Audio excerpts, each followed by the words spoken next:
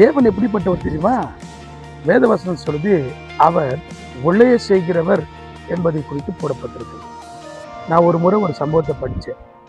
அது எப்படி இருந்துச்சுன்னா, ஒரு விவசாயி கடவுள்கிட்ட போய் அவன் சொல்லுகிறான், படைப்பின் சக்தி எங்களிடத்தில் கொடுங்க, நாங்கள் பார்த்துக்கிறோம், உங்களுக்கு சரியாக படைக்க தெரியல அப்படின்னு சொல்லி. கடவுள் அவன் நம்பி கொடுத்தான். அவன் சென்றான், வயல் நிலத்தை பண்படுத்தினான், அதை உழுதான், விதைத்தான், விதைகளும் முளைத்து வந்தது. அறுவடைக்கு தயாராக இருக்கிற நேரத்தில் அறுக்க போகும்போது அந்த நெற்கதிர்களை அவன் சோதித்து பார்த்தான். அவன் சோதித்து பார்த்த போது அந்த நெற்கதிர் மட்டும் இருக்கிறது, உள்ள நெல் இல்லை.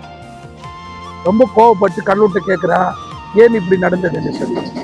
அப்போ ஆண்டவர் சொன்னார், நீ உழுவ முடியும், விதைக்க முடியும், ஆனால் விளைய செய்கிறவர் நான் மாத்திரம்தான் என்று சொல்லி அவனுக்கு அதை தெளிவுபடுத்தினார்.